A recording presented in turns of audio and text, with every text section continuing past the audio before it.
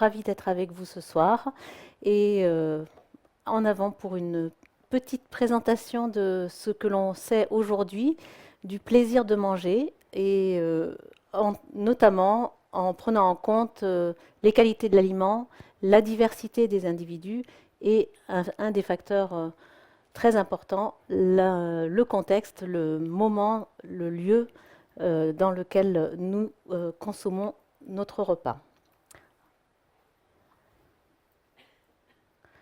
Un petit préambule pour vous expliquer d'où viennent les connaissances que je partage avec vous ce soir.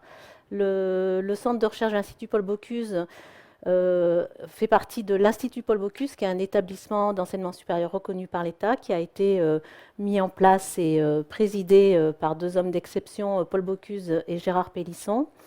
Et aujourd'hui, nous accueillons 1200 étudiants au niveau licence et master avec des programmes en anglais et en français autour de 3 cursus, les arts culinaires et la pâtisserie, la restauration et l'hôtellerie. Le centre de recherche, quant à lui, existe depuis 2008 dans l'objectif d'avoir un programme doctoral que nous avons conçu avec des universités partenaires, principalement dans le domaine des sciences de la vie et des sciences humaines et sociales, et soutenant et prolongeant ces projets doctoraux, nous animons des projets de recherche scientifique et d'innovation, de transfert des connaissances pour le grand public, pour le domaine de l'alimentation et la restauration, dans le but global dans notre projet d'équipe, qui est de comprendre les mécanismes sous-jacents et apporter, tester des solutions pour que chacun puisse accéder à une alimentation goûteuse, saine et durable, et ce, dans tous les contextes. Vous le verrez dans les exemples que j'ai choisis, que nous travaillons depuis la petite enfance jusqu'à la fin de vie, en passant par la population étudiante, les travailleurs au travail, les situations de repas au travail et également la consommation familiale. Donc ce soir, nous allons traiter du plaisir de manger. On peut imaginer que le plaisir de manger réside dans l'aliment. On peut dire c'est bon ou c'est pas bon. Mais est-ce que cette notion de qualité est universelle? La réponse est non. C'est comme le beau, le bon est une histoire d'individu. Néanmoins, les professionnels de la restauration, notamment, sont engagés à fournir une offre de qualité pour tous et qui plaît au plus grand nombre. On ne peut pas se permettre d'avoir chacun un cuisinier à disposition pour concevoir nos repas à chaque instant de notre consommation.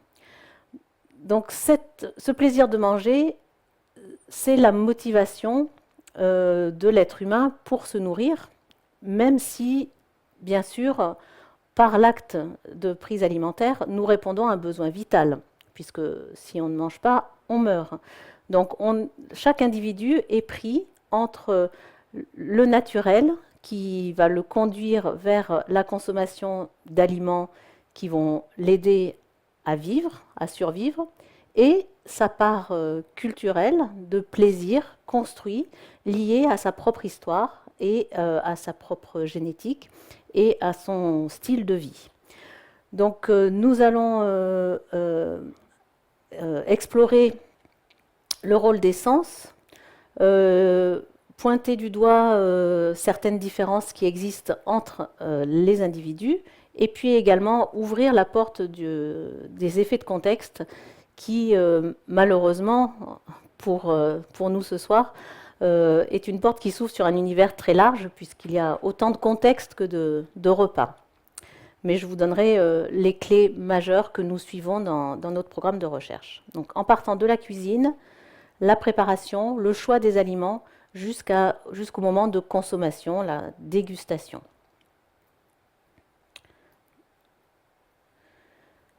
Notre programme de recherche s'articule autour de ces 3 piliers qui font qu'un repas est unique et dépend de l'offre alimentaire.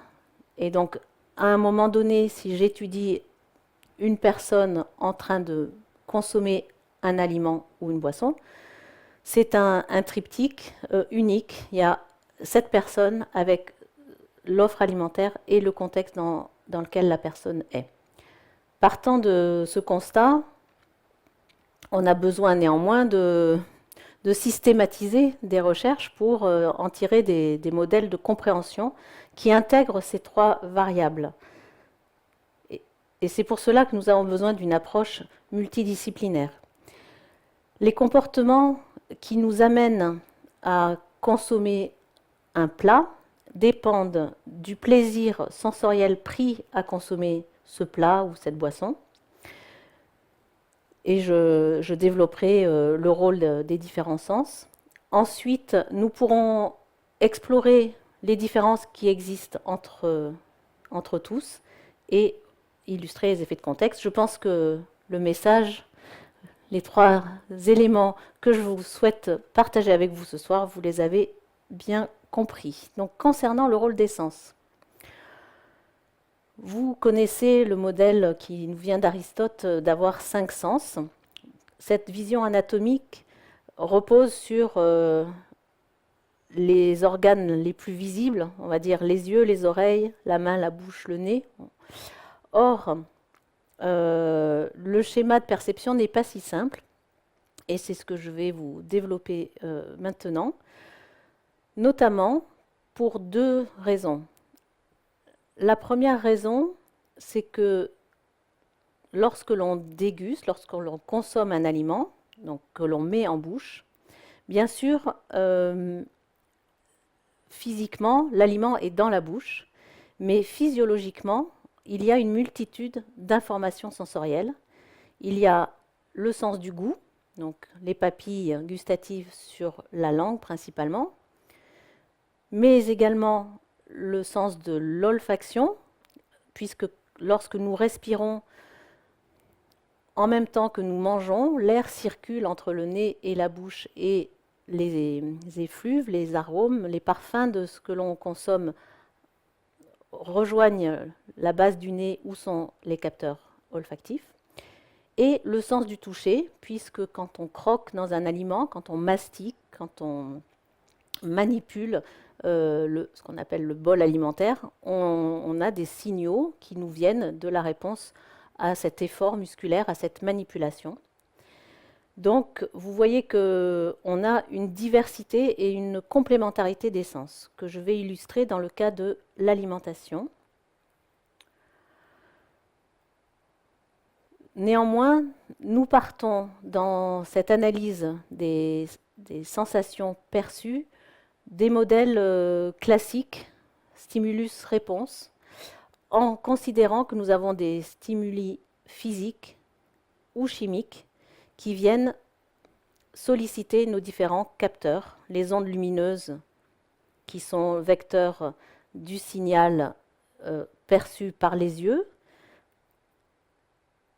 les vibrations qui sont les vibrations de l'air qui vont exciter, résonner dans le tympan et exciter les cellules de l'audition. Les forces, les états de surface et les températures qui sont l'état de l'aliment en interaction avec la cavité buccale, la main également, et la main à travers des ustensiles qui vont créer cette réponse d'ordre physique et générer la perception du toucher et de la texture. Et sur le plan chimique, donc les molécules qui sont solubles dans l'eau qui vont solliciter les récepteurs du goût et les molécules qui sont solubles dans le gaz et qui vont innerver, solliciter les récepteurs de l'olfaction. Donc à chacun de ces stimuli, on peut associer les propriétés perçues. Donc ici, on va utiliser le langage pour décrire la réponse de l'organisme. Vous remarquerez ici que nous avons une grande diversité d'adjectifs qui nous permettent de décrire nos sensations. Et tout l'enjeu pour les scientifiques qui analysent le plaisir sensoriel de la consommation alimentaire est de s'entendre sur les mots qui vont décrire les sensations. Puisque si nous sommes tous différents, nous avons néanmoins tous le même équipement physiologique. Quand je vous dis que cette table est noire et que les fauteuils sont rouges, nous sommes d'accord.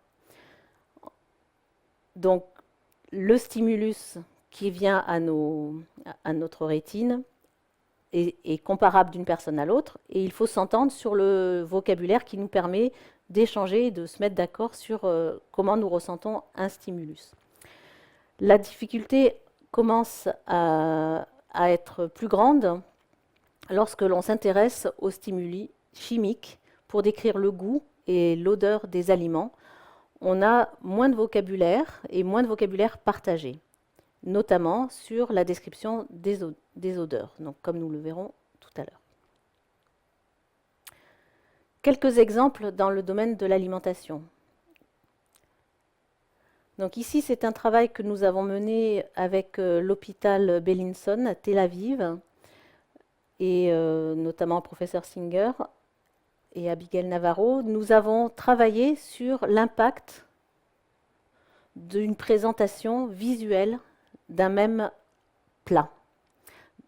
L'objectif était d'augmenter l'envie de manger et la satisfaction à manger. Donc le chef de l'hôpital, le chef cuisinier de l'hôpital de Bellinson a travaillé avec un chef de l'Institut Paul Bocuse, et ils ont redesigné, reconçu un dressage d'assiettes pour chacun des plats.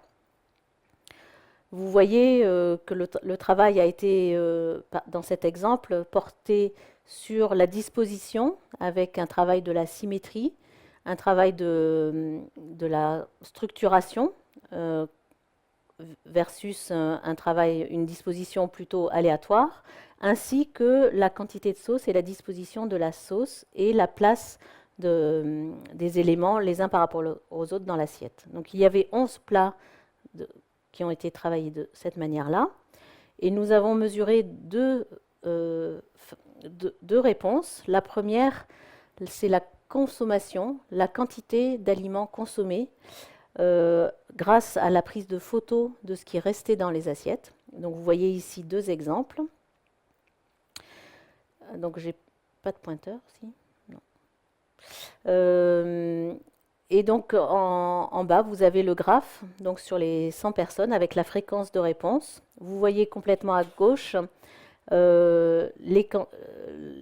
28% de personnes qui ont laissé, qui n'ont rien laissé dans leur assiette dans le groupe expérimental, donc avec le dressage de l'assiette revisité, contre 20%.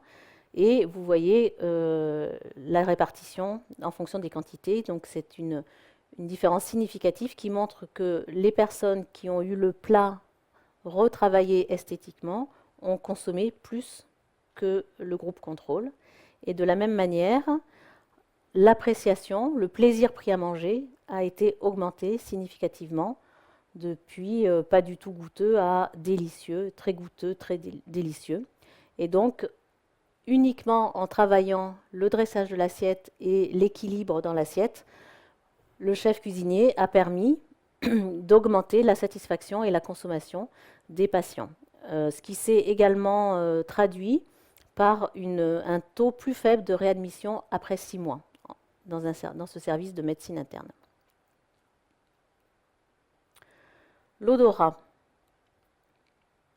Donc, je voulais déjà signaler tout à l'heure, je présente ici l'odorat en lien avec le goût, donc dans ce schéma de Kenza Drarini, puisque lorsque nous dégustons un plat ou une boisson, on intègre dans la même zone cérébrale les informations qui viennent du goût, donc les traits rouges, donc les molécules qui sont perçues par la langue, et les signaux bleus qui sont perçus par l'odorat, soit en olfaction directe, directement quand on a le visage au-dessus du plat qu'on est en train de consommer, on a des odeurs qui nous viennent directement, ou rétro-olfactivement, donc par la voie rétronasale, où on a les odeurs qui viennent par l'arrière de la bouche. Et donc, les deux notions sont souvent confondues par tout un chacun, et c'est pour cela que l'on parle de flaveur. La flaveur, c'est l'association du goût et de l'odorat en bouche qui concerne l'essence chimique. Et cette flaveur nous donne l'identité, le goût de l'aliment et ensuite son appréciation. Donc ce phénomène explique pourquoi, quand on parle de goût de framboise, où en fait on parle de l'arôme de framboise, de l'odeur de framboise, mais on a une association du goût et de l'odorat, et donc on n'a pas de vocabulaire spécifique autre que le terme de goût pour décrire l'expérience de dégustation. Nous nous intéressons en particulier aux troubles de l'odorat et du goût dans le cadre des patients atteints de cancer, car comme vous le savez, c'est ce qui est indiqué sur la gauche de cette diapositive, vous voyez ici le pourcentage de malades dénutris, où on a entre 10% jusqu'à 80% des patients atteints de cancer qui souffrent de dénutrition. Et une des raisons est le manque de plaisir lors des repas, avec une déclaration de perte de goût ou de difficulté à apprécier le goût des aliments de 45 à 95%, ou de perte de l'odorat de 5 à 60%. Donc ces chiffres nous montrent premièrement que avec des protocoles liés spécifiquement à l'odorat, on observe parfois des personnes jusqu'à 60% de personnes qui ont des troubles de l'odorat. Et la gustation, on a jusqu'à 84%. Donc la solution de travailler le goût et l'arôme des recettes est un des moyens pour lutter contre la dénutrition. C'est ce que nous étudions. Dans cette première étude, nous avons ici travaillé auprès de patients atteints de cancer du poumon et de sujets contrôle appariés en âge et en sexe. Et vous voyez sur ces résultats, à l'European Test of Olfactory Capabilities, donc un test uniquement olfactif de reconnaissance, de détection de reconnaissance et d'évaluation de 16 odeurs, que les sujets patients ont des difficultés à percevoir les odeurs de manière significative. Et plus particulièrement, nous avons, grâce à ce test, pu répartir les patients entre les patients hyposmiques qui ont une olfaction diminuée, donc qui sentent moins les odeurs que la normale, versus des patients normosmiques qui n'ont pas de trouble de l'olfaction. Et vous voyez sur ce graphe ici que les patients hyposmiques, donc qui ont un trouble de l'odorat, utilisent significativement plus de condiments que les personnes normosmiques. Donc ce travail nous a conduit à mettre en place des plans expérimentaux pour adapter la composition des aliments en termes d'arômes, d'expérience olfactive, est testé en fonction du statut normosmique ou hyposmique des sujets. Donc c'est un projet qui est en cours avec l'objectif de personnaliser les recettes en fonction de chaque situation. Et nous avons dans le projet CANU qui est actuel 2 programmes. Un programme où nous confirmons ces résultats en faisant tester des recettes enrichies en goût, en arôme ou en texture versus un aliment de référence auprès de patients à différents stades de leur chimiothérapie. Et un deuxième volet où nous avons développé avec l'ensemble des partenaires un guide de recettes, un guide d'explication du protocole, du processus de perception des aliments pour aider le patient et son entourage à identifier s'il y a une difficulté de plaisir de manger, est-ce que c'est lié au goût? Est-ce que c'est lié à l'odorat? Est-ce que c'est dépendant des aliments? Et de donner des conseils pour ajuster les recettes. Donc surveillez les articles scientifiques, nous communiquerons les résultats bientôt. Donc le goût, je vous l'ai déjà dit, il est intrinsèquement lié à l'odorat. Néanmoins, on peut travailler spécifiquement la question des molécules sapides et en particulier du sel dans la dynamique d'encourager la consommation de produits moins salés. Donc nous avons travaillé avec la question également de l'acceptation de plats à base de légumineuses, ici avec un houmous dont vous avez la recette. Et nous avons travaillé à l'acceptation d'une part de produits donc à base de pois chiches et variant en sel grâce à l'adjonction d'épices. Donc vous voyez le plan expérimental qui est composé de 4 échantillons, une version sans épices, une version avec épices, HS, Herb and Spices, croisée avec une recette avec le taux normal de sel qui est de 0,8% S et le taux réduit de moitié LS. Et nous avons utilisé donc le restaurant expérimental auprès de 94 participants qui sont venus 4 semaines de suite pour consommer un menu entier, l'entrée étant une recette de houmous et donc dans un plan équilibré. Nous avons pu tester l'appréciation de ces 4 recettes pour chacune des 94 personnes. Et voilà les résultats. Donc vous voyez que la recette de houmous la plus appréciée est celle qui contient le taux normal de sel et qui a été enrichie avec des épices. Cependant, vous voyez qu'au milieu, la recette Low Salt Herb and Spices est non significativement différente de la recette salée. C'est-à-dire qu'on peut réduire de moitié le taux de sel en augmentant la présence d'épices. Donc ça, c'est une piste intéressante pour les personnes qui ont le souhait de réduire ou le besoin de réduire leur quantité de sel. Concernant le toucher, voilà, je vous ai déjà mentionné la difficulté du sens du toucher qui est en fait composé de plusieurs systèmes de capteurs. Donc il y a ce qu'on appelle le tact, qui est en fait la sensibilité en surface, la rugosité. On perçoit la rugosité des surfaces, c'est ce qu'on appelle donc les propriétés tactiles. Donc pour ce qui concerne les aliments, on peut parler de rugosité d'un biscuit, mais on va plutôt parler en bouche de granulosité, ou à l'inverse, d'absence de granulosité, on emploie souvent le terme de douceur. La kinesthésie, qui est la réponse captée lors des mouvements, donc de kinès, le mouvement.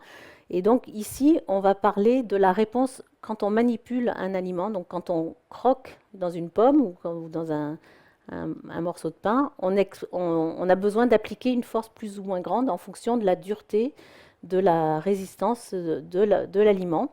Et c'est cette force en interaction entre l'effort que j'applique et la réponse de l'aliment qui me permet d'évaluer le toucher, ce qu'on appelle le toucher de substance, donc la dureté, l'élasticité, la consistance, le moelleux. Nous sommes également sensibles à la température. Et ici, je voudrais donc mentionner également la sensibilité trigéminale qui peut être aussi associée à la flaveur que je vous ai définie tout à l'heure. Donc c'est le nerf trijumeau qui a des terminaisons dans l'œil, le nez et la bouche et qui est sensible directement à certains stimuli physiques et certains stimuli chimiques, notamment les épices, le côté épicé, le piment, et stimule le nerf trijumeau, mais également le gaz carbonique, les bulles présentes dans une boisson gazeuse, ou certains composés chimiques. Dans le sens du toucher, donc qu'on dénomme de manière plus globale la somesthésie, pour être plus englobant, il y a également les sensations perçues par les organes internes, par exemple quand on a le mal de voyage, c'est la réponse aussi au mouvement des fluides et des organes internes. Et on a également la position dans l'espace grâce au cervelet, grâce à l'oreille interne dans le cervelet. Donc nous, pour l'alimentation, on s'intéresse essentiellement aux 4 premiers. Donc le toucher de surface, le toucher de consistance, le chaud, le froid, le piquant, le rafraîchissant également, qui est perçu par le nerf trijumeau. Donc voilà un exemple de travail d'innovation autour du toucher. Ici, ce sont des cocktails apéritifs où nous avons étudié le rôle de la sensation trigéminale apportée par de l'eau pétillante et la sensation d'épaisseur. Donc ça restait un peu sirupeux, si vous voulez, comme boisson. Et donc on avait trois recettes. Et donc les clients du restaurant expérimental se voyaient offrir un apéritif et on leur demandait donc de juger de l'appréciation de ces 3 boissons qui variaient, donc l'une en matière de sensation trigéminale et l'autre en matière de consistance. La boisson pétillante est la boisson qui est la plus aimée, sachant que la version épaissie de la boisson était, elle, vraiment pas du tout appréciée comme en termes de rafraîchissant. Et on a une corrélation entre la fraîcheur perçue et l'appréciation. Donc on peut jouer même sur des boissons en utilisant le sens du toucher. Et ici, je vous mets une déclinaison de bouchées préparées par Julien Ferretti dans le cadre d'un symposium sur le toucher. Et ce que je voulais souligner ici, c'est que vous voyez des descriptifs de la recette et également des sensations tactiles au sens large qui sont modifiées, l'élasticité, la texture de surface, le granuleux dont je vous parlais tout à l'heure, et le contraste de dureté. Là, sur la droite, c'est une meringue avec un houmous lisse à l'intérieur. Ce que je voulais souligner ici, c'était, pour clore cette première partie, c'est l'importance de l'ensemble des sens, puisque vous vous projetez, on voit clairement le rôle de la couleur, de la vue et de la texture sur ces images, mais vous imaginez également l'importance du goût et de l'odorat entre la panna cotta et le gazpacho ou la mousse de volaille. Donc on n'a pas du tout les mêmes goûts, les mêmes odeurs. Et donc dans la vraie vie, on est obligé de prendre en compte l'ensemble des sensations pour décrire le plaisir pris à manger. Donc c'est une combinaison de sensations qui font qu'on peut prendre plaisir à manger ou pas. Et ce plaisir pris à manger dépend de l'aliment, c'est ce que je vous ai montré dans cette première partie, mais dépend également de la personne qui déguste. Et pour l'illustrer, voici ce graphe issu de l'étude sur le sel et les épices, donc dans un travail préliminaire où nous avons choisi la recette de houmous que nous allions utiliser dans le plan d'expérience. Vous voyez ici, alors je ne sais pas si vous voyez bien les contrastes de couleurs, oui. Julien Ferretti avait donc développé 4 recettes de houmous avec des épices en cohérence avec la couleur. Donc on avait une recette à base d'épinards, donc pois chiches, c'est la base de la recette avec le thym, etc. Mais en termes d'épices, donc du cumin et de la poudre d'épinards, du paprika et de la tomate, du gingembre ou un mélange gingembre-curcuma. Et vous voyez les différentes proportions de préférence à un test de classement. Donc vous voyez, on a conservé le premier produit pour l'étude sur le sel et les épices. Mais ce que je voulais montrer ici, c'est qu'en fait, il n'y a pas de goût universel, puisqu'en fait, on a On avait interrogé ici une centaine de sujets et vous voyez que, en fait, tous les goûts sont observés. Donc on a besoin, même si on cherche à faire la recette la plus aimée, on a besoin de comprendre les différences entre les personnes. Donc ces différences d'appréciation, on peut l'expliquer avec différents niveaux d'analyse. Premièrement, il y a la sphère biologique, puisqu'on est tous différents en termes de sensibilité. Donc certains boivent leur café sucré, d'autres pas. Et de manière plus subtile, on a tous une gamme de sensibilité qui varie en fonction de notre héritage biologique.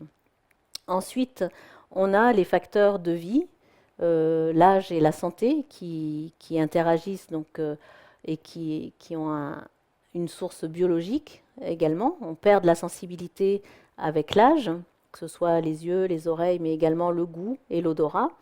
Et cette perte de sensibilité varie en fonction des individus. Mais on a également le parcours de vie en termes d'alimentation et donc de mise en mémoire de tout ce qu'on a consommé depuis la vie in utero, où on est déjà captif du goût, de l'odeur des aliments que consomme la maman, jusqu'à tout au long de la vie. On accumule des sensations, des connaissances liées à la composition des aliments. Et bien sûr, ceci est inscrit dans notre environnement socio-culturel, avec les habitudes qui sont non seulement liées à ma personne, mon cercle familial, mais également le groupe dans lequel j'évolue. Donc ceci étant dit, on n'a pas de réponse miracle sur le bon produit. Et donc tout l'enjeu pour répondre de manière adaptée aux différents besoins, c'est de cibler nos études par type de population en fonction des projets de l'alimentation goûteuse, saine et durable que l'on vise. Et notamment, on travaille par lieu de restauration. Donc ici, je vais vous présenter des exemples de travaux menés en EHPAD où on a besoin de fournir des repas qui sont les mêmes pour tout le monde, même si on les adapte en termes de texture, de besoins médicaux, mais il faut une base comme dans tout environnement de restauration collective. Et ce que je voulais souligner ici, c'est que le goût, les préférences pour un aliment ou un autre sont inscrits dans la génération également. Donc ici, c'est le travail de Virginie Pouillet, où nous avons interrogé 80 personnes en EHPAD avec des jeux de cartes qui présentaient des noms de plats.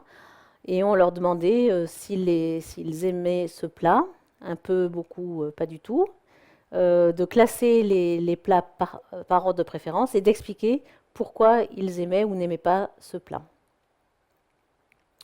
Donc ici, c'est une analyse factorielle des correspondances qui présente les réponses en fonction des fréquences des répondants.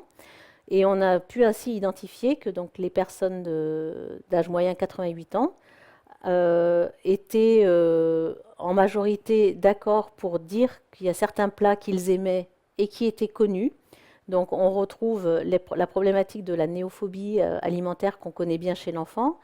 Chez les personnes très âgées, les plats connus, comme ici donc le gigot d'agneau au gratin dauphinois, donc on a mené cette étude en région lyonnaise, sont des plats qui sont très connus, très aimés. On a ensuite des plats qui sont connus et moins aimés, comme le bœuf bourguignon ou le saumon.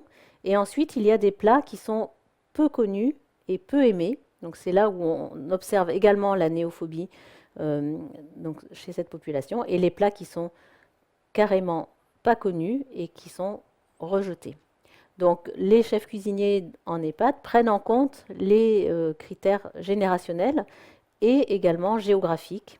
Donc vous voyez que le couscous, qui est peut-être, selon certaines enquêtes, un des plats nationaux en France, parce qu'il a été très consommé depuis quelques décennies, chez les personnes de 90 ans, reste dans les plats qui sont moins connus et moins aimés. Parallèlement à ces facteurs de familiarité, il y a également des facteurs liés aux croyances euh, qui sont inscrites donc, dans les représentations sociales de chacun des groupes que l'on étudie et que, notamment pour les personnes de cette génération, il y avait les croyances liées au confort digestif de certaines légumineuses, par exemple, qui, pour eux, étaient source d'inconfort digestif, même si aujourd'hui, les techniques de cuisson et de préparation nous permettent de proposer ces plats sans inconfort digestif. Donc on a des notions de connaissance des aliments, mais également des associations symboliques qui sont liées à chacun et à son histoire individuelle et collective.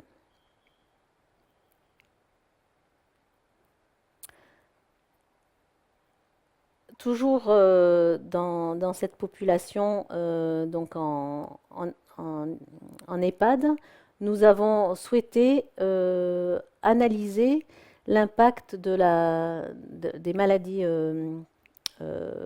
des troubles cognitifs, et avec l'hypothèse, enfin la question première qui était de savoir si ces troubles interagissaient avec la sensibilité perçue, le goût des aliments. Donc ici, nous avons travaillé avec des bouchées apéritives. Alors, c'est pas très motivant quand on les voit comme ça, mais voilà, on va dire que c'est l'effet de la photo. C'était des petits toasts en pain de mie avec du caviar d'aubergine.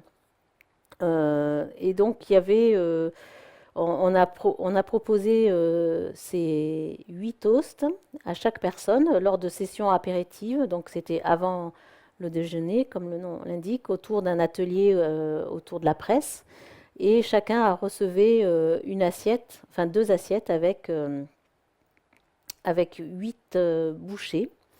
Et il y avait une première session où la bouchée de référence était un caviar d'aubergine simple, et une deuxième session où le caviar était enrichi de manière multisensorielle, en goût avec le sel, mais également en olfaction, en odorat, puisqu'on a ajouté du poivre, du citron et de l'huile d'olive, et également un peu de trigéminal, puisque le poivre amenait un peu de piquant. Donc on avait donc ces deux recettes. On a bien sûr eu la moitié des participants qui commençaient par l'une ou l'autre version. Et ces 104 sujets ont été répartis en 3 groupes en fonction de leur statut cognitif, avec une échelle normalisée, le MMS, Mini Mental Scale, et donc avec low, donc des faibles capacités mentales, medium et high, qui sont la version high, qui sont sans troubles cognitifs. Et là, ce qu'on a mesuré, c'était la consommation en comptant le nombre de bouchées, puisqu'en fait, tout le monde n'était pas capable de répondre à un questionnaire ou d'évaluer le plaisir consommé. On a regardé ce qui était le plus consommé. Et donc voilà les résultats. Donc vous voyez en rouge les personnes avec des troubles cognitifs avérés, en vert des troubles cognitifs moyens et en bleu sans troubles cognitifs. Et l'analyse de variance qui montre qu'il n'y a pas de différence significative entre les groupes, c'est-à-dire qu'on observe les mêmes résultats quel que soit le niveau de troubles cognitifs. Et par contre, on a un effet significatif du type de produit, sachant que le produit enrichi en goût et en odorat est plus apprécié, plus consommé par tous. Et ici, on a des résultats qui sont issus d'une autre étude dans le cadre du même doctorat avec des finger food, où on observe une corrélation nette entre le niveau d'appréciation et le niveau de consommation. Et ce sont des données que l'on a observées dans d'autres populations, donc qui qui démontre que même chez des personnes avec des troubles cognitifs, plus on aime, plus on mange. Donc, lorsqu'on a des problématiques de dénutrition, comme dans le cas des personnes très âgées ou les personnes atteintes de cancer, on recherche l'augmentation du plaisir, donc le plaisir à consommer des recettes qui sont adaptées en fonction du goût, de l'odeur, de la couleur, comme vecteur de plus grand plaisir et plus grande consommation, donc lutte contre la dénutrition. Donc c'est quand même un fil directeur que l'on utilise également chez les enfants pour faire découvrir des aliments qui sont a priori rejetés ou peu connus. Mais je crois que je n'ai pas de résultat spécifiquement sur cette dynamique chez l'enfant, mais c'est ce qu'on cherche à faire. Quand on a des difficultés à consommer un aliment, on passe par le plaisir et on essaie de comprendre pourquoi on prend plaisir ou pas à consommer tel aliment. Et donc sur les moyens d'augmenter le plaisir de manger et de comprendre pourquoi on prend plaisir à manger, il y a tout ce qui concerne le contexte du repas. Alors, il y a énormément de facteurs, donc je vais les illustrer avec quelques exemples. J'ai séparé les facteurs de contexte en deux familles, les facteurs physiques et les facteurs sociaux. Donc, au niveau des facteurs physiques, on peut travailler sur la manière sur l'offre alimentaire. On peut diversifier l'offre alimentaire, on peut au contraire réduire l'offre alimentaire et il y a des manières de présenter une offre alimentaire pour qu'elle soit plus choisie. On peut également jouer sur le nom du plat, le prix. Bien sûr, on peut jouer aussi sur la présentation, on l'a vu en termes d'aliments, mais également la vaisselle, les couverts. Il y a des travaux qui montrent l'importance de la taille des contenants aussi, s'ils sont plus ou moins profonds ou plats, parce que ça donne une idée de la quantité que l'on va avoir à consommer, donc notamment chez les personnes âgées. Si on a une assiette très large, on a l'impression qu'il y a beaucoup à manger, et donc on peut se dire, oh là, j'y arriverai jamais, et donc on se décourage déjà avant de commencer à consommer. Donc on va choisir des assiettes plus petites, par exemple, pour pas voir la quantité. On peut travailler sur le décor, les sets de table, les accessoires. Donc on a pu montrer aussi que l'envie de manger est augmentée avec un décor qui est plus apprécié. Donc ça, c'est un des moyens de travailler sur le plaisir à entrer dans la salle de restaurant et puis avoir déjà un état d'esprit positif. On a travaillé sur les couleurs, le fait d'avoir l'ensemble de la salle, les lumières, la décoration, les nappes, les serviettes qui sont dans des couleurs plutôt apaisantes, bleu ou vert, donnent plutôt un état d'esprit de détente propice à l'appréciation du repas.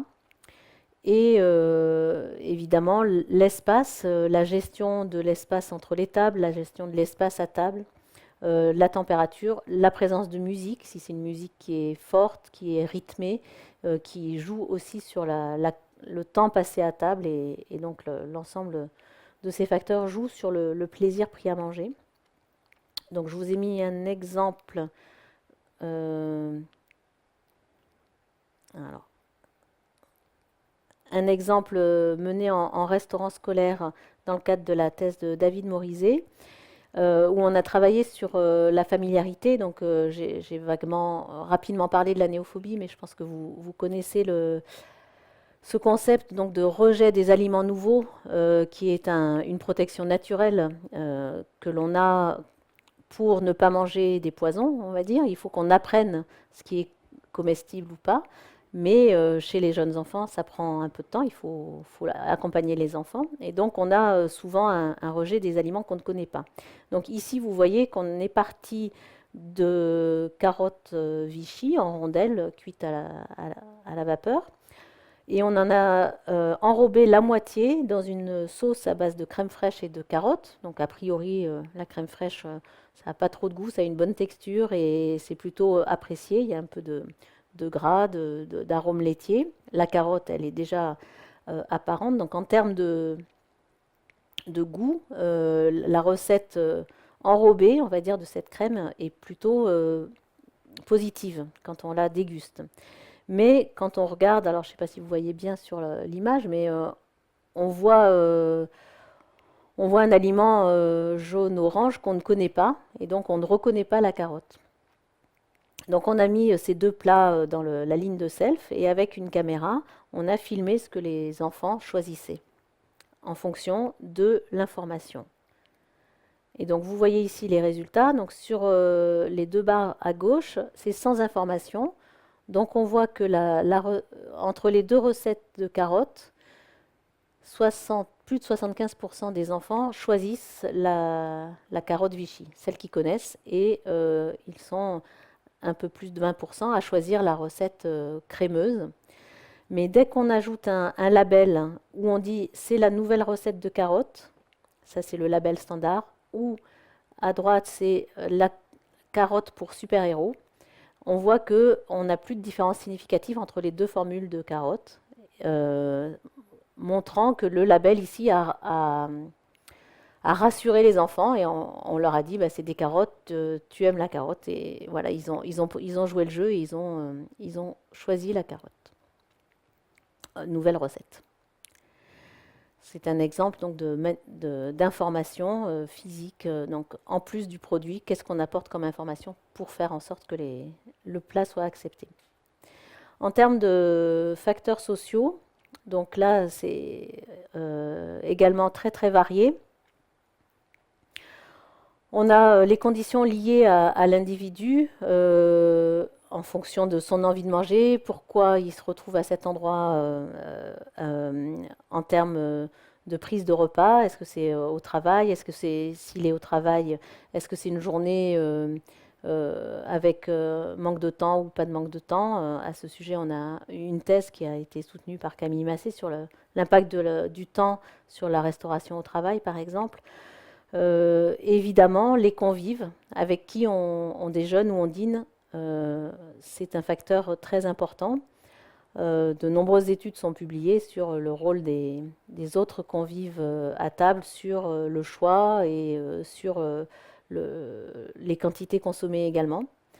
Je vais vous donner un exemple sur le rôle du personnel, donc le personnel de service au moment de la commande ou au moment de la description des plats, le service des plats eux-mêmes, et bien sûr le type de lieu. Un même plat consommé dans une brasserie ou dans un restaurant d'entreprise n'a pas le même jugement. Il y a des travaux fondateurs qui ont été publiés par Meiselman qui montrent que le même plat a une note je ne sais plus, de l'ordre de 4 sur 10 quand il est consommé à l'hôpital, par exemple, et de 8 sur 10 quand il est dans une brasserie haut de gamme. Donc, avant même de consommer un plat, on a déjà un avis sur le fait qu'on va aimer ou pas aimer.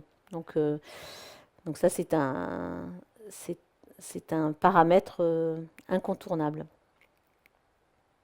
Ici, je voulais mentionner un travail que l'on a mené avec le laboratoire ICAR et les hospices civils de Lyon qui, depuis une quinzaine d'années, forment leurs aides-soignants à l'Institut Paul Bocuse au cours de formation où les aides-soignants sont en contact avec les maîtres d'hôtel, participent au service et au repas dans le restaurant gastronomique et font le parallèle entre le service à l'hôpital et le service en restauration haut de gamme.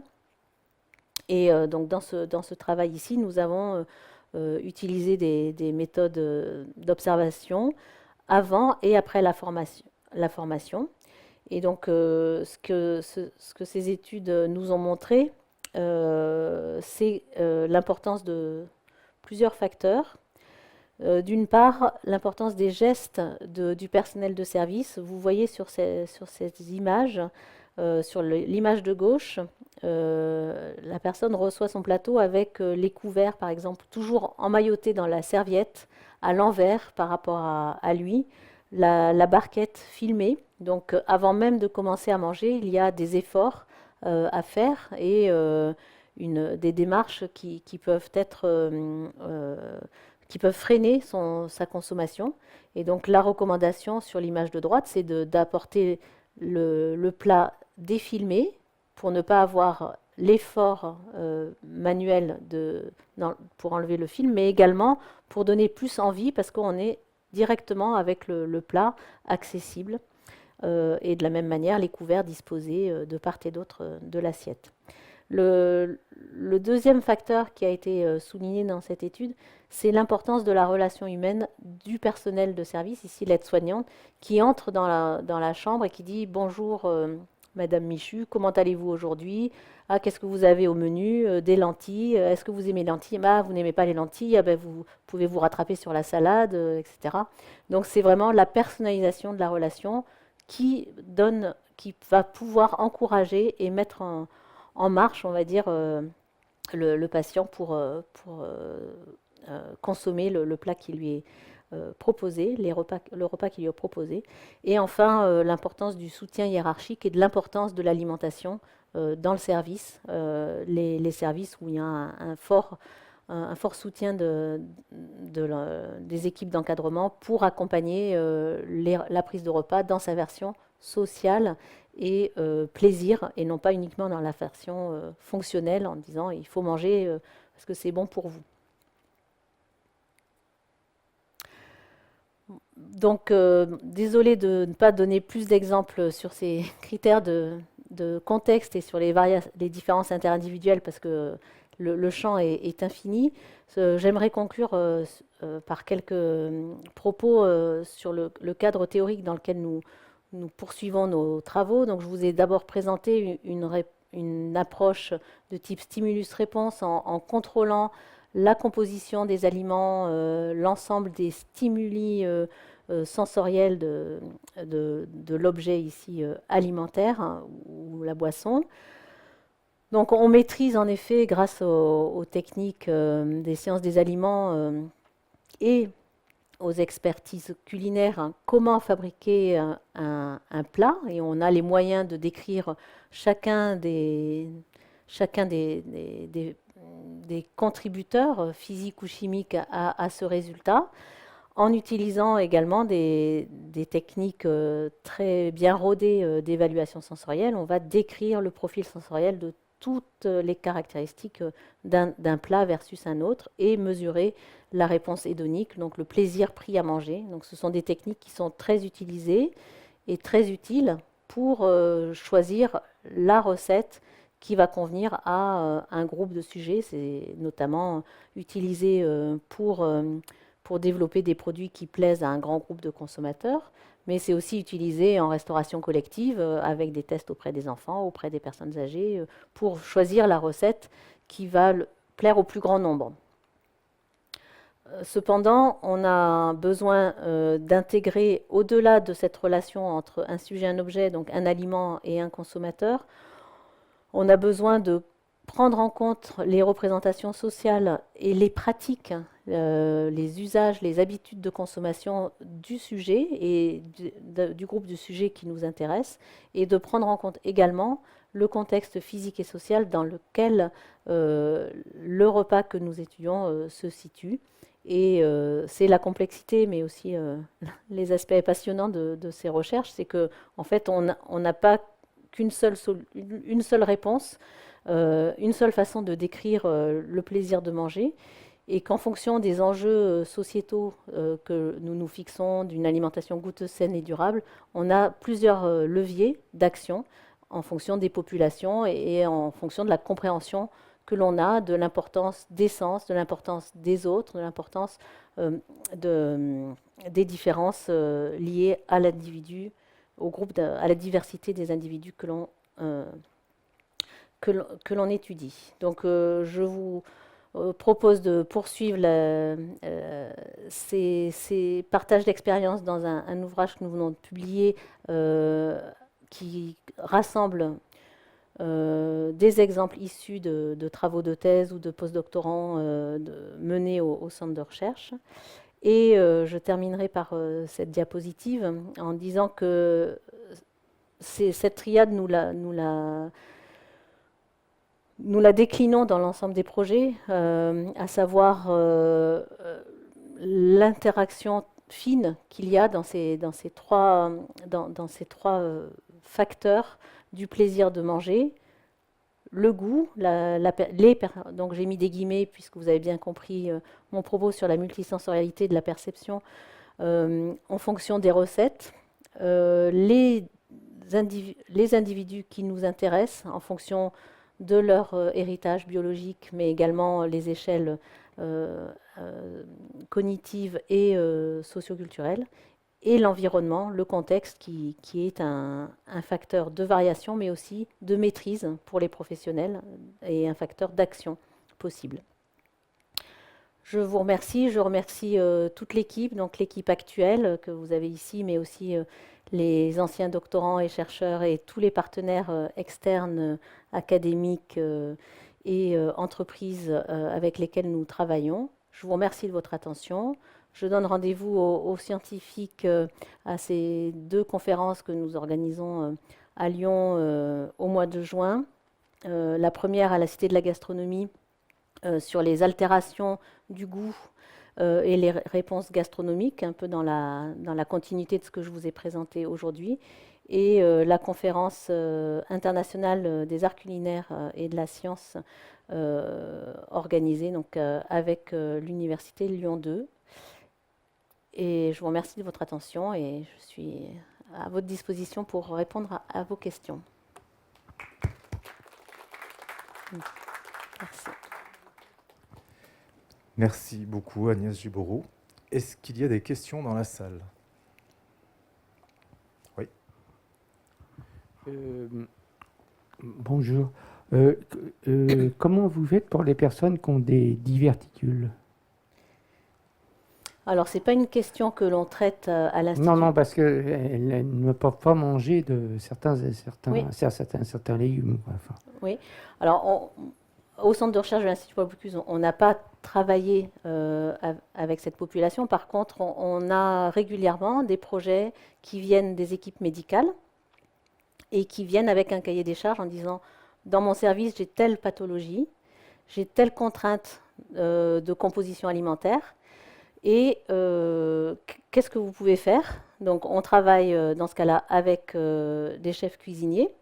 Et ensuite, on travaille avec des patients et les soignants. On fait des séances de co-création pour adapter les recettes. Et ensuite, on les teste auprès des patients.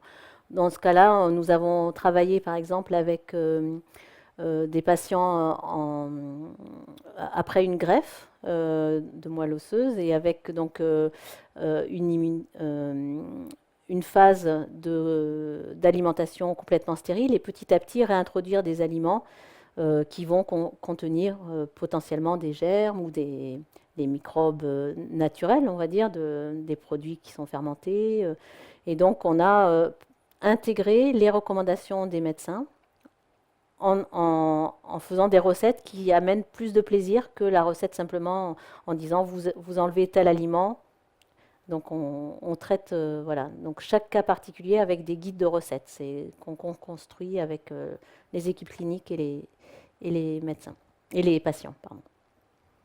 Mais spécifiquement sur ce groupe-là, j'ai malheureusement pas de guide. On n'a pas été sollicité. Par contre, pour les autres populations que j'ai mentionnées, donc différents types de cancers, personnes âgées, vous pourrez trouver sur le site internet, on édite des livrets grâce à différents soutiens, la Fondation Adrea, le groupe Apicil qui nous soutiennent. Et donc, en téléchargement gratuit sur le site du Centre de recherche de l'Institut, il y a des guides qui illustrent comment aider une personne en fin de vie, par exemple, donc en travaillant sur les problèmes de texture, les problèmes d'enrichissement en goût, les problèmes d'enrichissement en calories.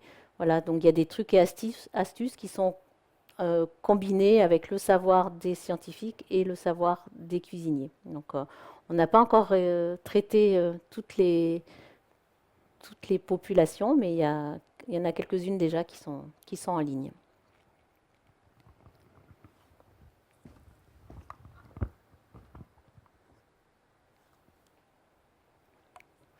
Bonsoir, merci pour votre conférence. Vous avez présenté 3 aspects, on va dire, qui favorisent trois visions qui favorisent la consommation d'aliments. Pour chaque aspect, vous avez mesuré, en comparant tel aspect, si je veux augmenter la quantité d'aliments, si je mélange la couleur, si je change le label, etc. Mais vous n'avez pas hiérarchisé, vous n'avez pas présenté l'aspect le plus efficace. C'est-à-dire que, je vais prendre un exemple qui est à la mode en ce moment, dans les EHPAD, si on prend les repas, et c'est un exemple aussi que je connais bien, c'est pour les personnes qui sont profondément atteintes, c'est vrai que c'est très difficile qu'elles mangent les repas. Et j'ai du mal à voir, parmi les 3 aspects, quel est le meilleur levier pour leur faire consommer la nourriture. Voilà. Merci pour votre question. En fait, moi, je n'ai pas de réponse sur la hiérarchisation, puisque chaque cas va être différent. Donc, quand on est dans un établissement, on doit essayer de répondre à l'ensemble de la population. Et je pense que c'est là l'importance des soignants qui connaissent aussi leurs résidents et qui vont aussi pouvoir mettre le focus sur certains aspects. Néanmoins, l'enrichissement en goût et en arôme des plats fonctionne pour tout le monde parce que avec l'âge, tout le monde perd de la sensibilité. Donc, on ne va pas gêner une personne parce que le plat va être trop stimulant en termes d'expérience en bouche. Donc ça, c'est le premier point. Le deuxième point, c'est l'attirance visuelle. C'est pareil, on a un gain pour tous pour le fait d'avoir une assiette qui soit contrastée. Donc ces facteurs de mise en scène, d'ailleurs dans les EHPAD, vous connaissez, vous avez aussi des assiettes qui sont avec un bord coloré, par exemple, pour pouvoir cibler le regard et diriger vers là où se situe le plat. Mais le fait de jouer sur les contrastes visuels, c'est comme le contraste en bouche avec le goût et l'odorat, c'est un facteur d'appréciation qui fonctionnera pour tous, parce qu'on augmente la stimulation. Ensuite, donc là, c'est la partie sensorielle. Je dirais que il faut l'optimiser dans tous les cas. Et chez les enfants, ça va être la même chose. Trouver la recette qui plaît au plus grand nombre, ça va être utile pour ceux même qui sont pas très sensibles et qui ont envie de consommer, qui connaissent déjà un aliment. Si la recette, elle plaît à ceux qui n'aiment pas l'aliment, elle va leur plaire encore plus aussi. Donc la partie sensorielle, pour moi, c'est la base. Il faut déjà se mettre au plus haut niveau possible d'appréciation. Ensuite, sur les facteurs individuels, on est obligé de travailler par groupe dans les établissements. Donc le facteur générationnel, c'est pareil, on ne peut pas s'en passer. Le facteur de personnalisation, par contre, certains établissements vont proposer une carte, un choix. Donc on sait bien qu'il y a les choix liés à la pathologie, le fait de pouvoir manger mixé, haché, etc. Ou pour les personnes qui ont un diabète, etc., ou un régime particulier. Donc là, c'est le clinique qui donne la direction. Mais pour contrer ces préférences individuelles, une solution, si c'est possible, c'est d'avoir toujours 2 recettes au choix. Mais ça, ce n'est pas toujours possible, ça dépend de la taille de l'établissement, du mode de préparation. Est-ce qu'on a les moyens d'offrir un menu varié ? Parce que la préférence, si je vous donne des épinards et que vous n'aimez pas les épinards, vous n'allez pas les aimer du jour au lendemain. Donc il y a parfois un incontournable, c'est les goûts individuels. Donc au maximum travailler sur l'effet générationnel, ça en général on le fait, puisqu'on ne va pas faire les mêmes repas pour les enfants, les jeunes adultes ou les personnes en EHPAD. Les facteurs individuels, c'est si possible avoir une offre ou bien proposer une gamme d'assaisonnement, puisque là ça permet quand même de compenser certains plats qu'on aime moins. Si on a une sauce qu'on aime bien, eh ben, ça va déjà donner un peu plus envie de manger. Donc ça, c'est une façon de personnaliser. Et sur les facteurs de contexte, on a malheureusement, dans certaines situations, on n'a pas beaucoup de choix, notamment en EHPAD, puisqu'on est tous les jours dans le même restaurant et souvent avec les mêmes convives autour de la table. Donc la solution pour varier la monotonie et éventuellement proposer des alternatives, c'est, comme certains EHPAD font parfois, de changer la musique ou éventuellement de changer le décor. Aussi travailler sur le lien social, peut-être varier la composition des tables. Donc ça, c'est en fonction de ce qui est faisable. Donc la hiérarchie, j'ai pas de réponse pour hiérarchiser les différents facteurs, et je pense qu'il faut maximiser tous les facteurs en fonction de ce qui est possible. C'est une réponse non-réponse, mais merci. On a quelques questions donc sur Internet et ensuite on reviendra à la salle. Alors, peut-on revenir sur une de vos diapositives au début? Il s'agissait de photos d'assiettes contrôle et d'assiettes expérimentales. Oui. Et la question, c'est quels étaient les ingrédients du plat testé dont la photo de l'assiette contrôle semblait si différente de l'assiette expérimentale, couleur des aliments différentes entre les deux assiettes? Oui. Alors, en effet, il y a... Oui, c'est avant ça. Voilà. Ici, en fait, le plat est un poivron farci avec une tranche de viande. Alors, je ne me souviens pas de quelle était la viande, mais ici, elle est posée sous le poivron. Et on a donc des pommes de terre. Voilà, donc c'était un poivron avec une tranche de viande. Alors après, la couleur,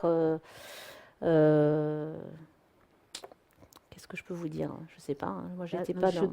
pense, si je peux donner un avis, que en fait, comme le poivron est retourné, du coup, les couleurs, c'est une question de point de vue, en fait, et de disposition Voilà. des aliments. Mais on a bien la même chose dans les deux assiettes. Voilà, on a la même chose. Après, D'accord. c'est la recette. Les ingrédients sont les mêmes.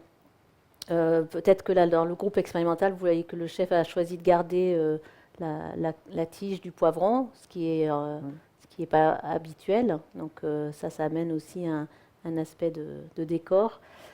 C'est vrai qu'il y a une feuille je sais pas si c'est du persil, qui est ajoutée. Donc ça, c'était pas dans la recette initiale. Donc c'est pas un plan expérimental complètement contrôlé, puisque là, vous voyez la tige du poivron et le persil n'étaient pas dans la recette, ou alors le persil était peut-être dans la farce et pas en élément de décor. Mais c'était déjà ce qu'on a cherché à faire. Ça, vous voyez, on l'a publié en 2015. Je pense que les travaux datent de 2013. C'était déjà de voir s'il y avait une piste et si ça servait à quelque chose. Donc notre hypothèse de travailler sur l'esthétique a été ici confortée.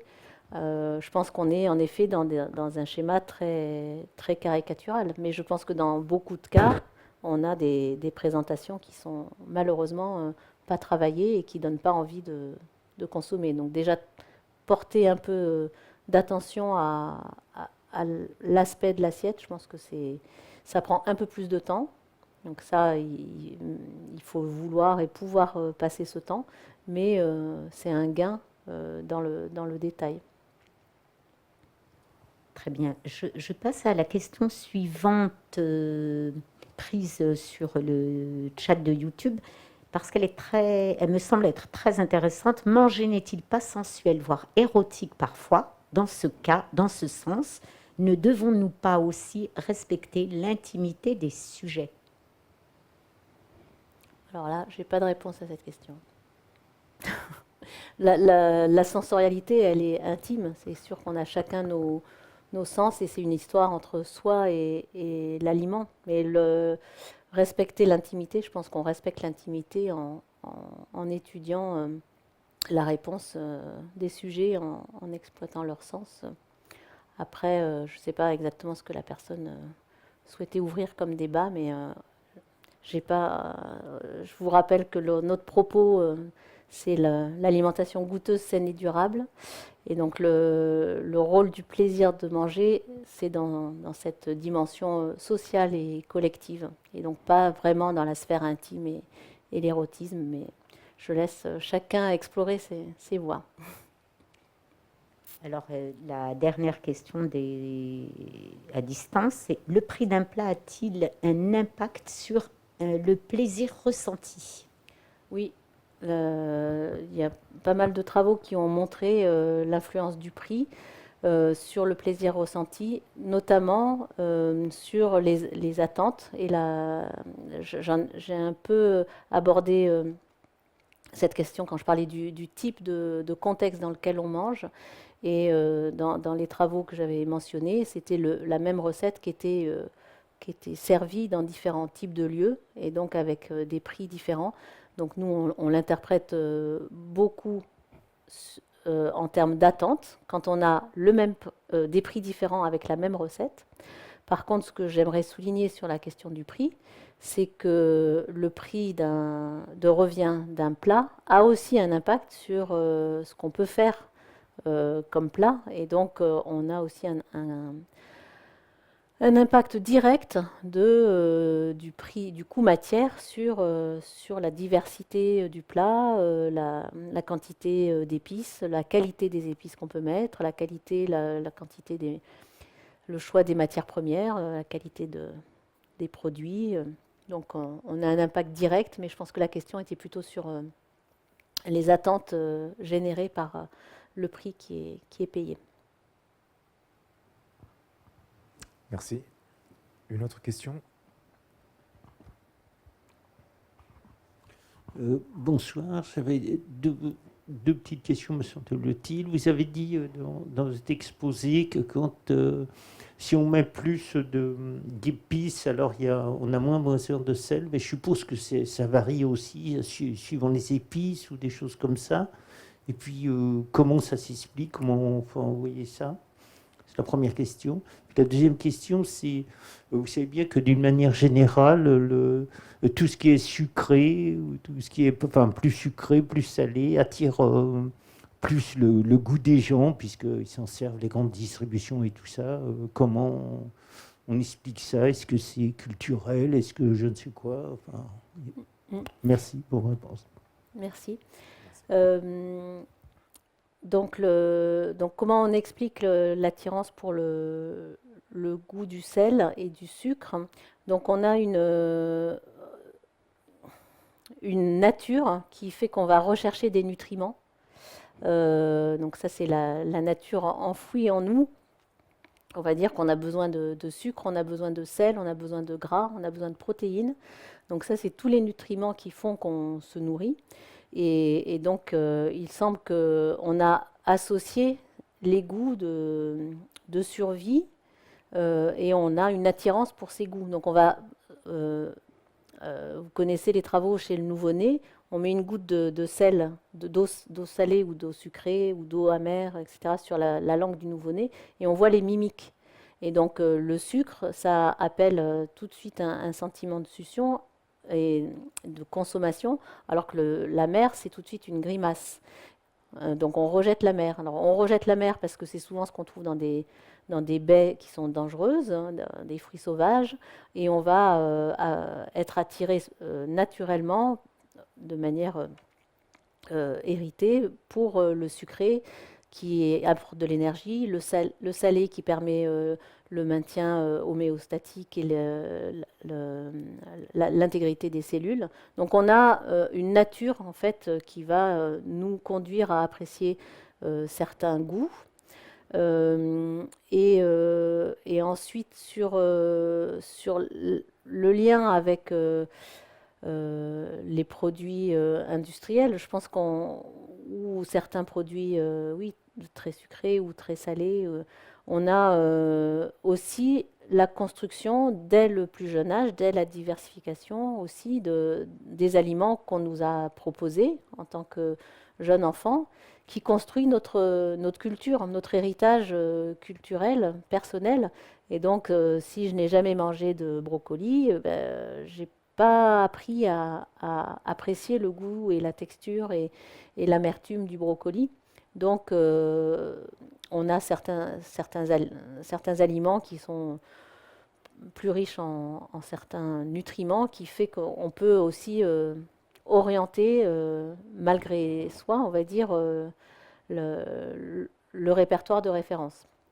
Donc c'est pour ça que les enjeux de diversification alimentaire, et notamment le rôle de la restauration scolaire, c'est de donner à goûter des aliments qui sont variés, que les enfants ne goûtent peut-être pas à la maison, et de les présenter de manière à ce qu'ils aient envie de les reconsommer. Mais même à l'école, ça ne se fait pas du jour au lendemain. Donc si en maternelle on donne du brocoli, des aubergines, du poisson, etc., toutes sortes d'aliments très variés qu'on considère souhaitables dans une alimentation diversifiée plus tard, il faut accompagner les enfants pour qu'ils les apprécient, qu'ils les connaissent et que petit à petit ça rentre dans leur référentiel. Mais ça ne se fait pas du jour au lendemain non plus. Donc on peut utiliser du sel par exemple pour faire apprécier des légumes. Il y a nos collègues de Dijon, Sophie Niklos et son équipe ont travaillé sur l'adjonction de sel dans les haricots verts en restauration scolaire. On a montré que la recette plus salée était plus appréciée et plus consommée des enfants. Donc il peut y avoir aussi une stratégie progressive. D'abord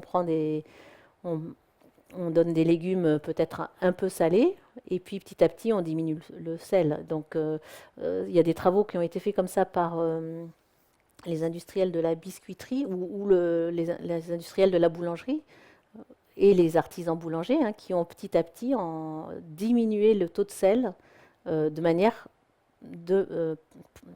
collégiale pour toute la profession. Les taux de sel dans le pain en France ont été très fortement réduits parce que toute la profession s'est engagée à réduire le taux de sel. Il y a des travaux qui ont montré sur les biscuits qu'au bout de quelques semaines, si on donne un biscuit industriel, mais qu'on diminue le taux de sucre, l'enfant, au bout de quelques semaines, il apprécie autant la recette moins grasse et moins sucrée que celle du début.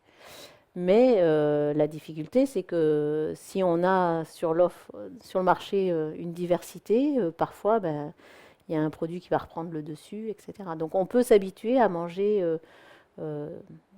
moins gras ou moins sucré si on le souhaite. Après, en termes de santé publique, c'est difficile d'accompagner l'ensemble des produits du marché dans une même direction, comme ça a été fait pour le pain avec succès. Mais je pense que les professionnels y travaillent et le ministère de la Santé également. Une autre question? Côté Internet, il y a des questions? Non? Très bien. Bon, l'heure passe, donc merci beaucoup Agnès Giboureau. Merci à vous.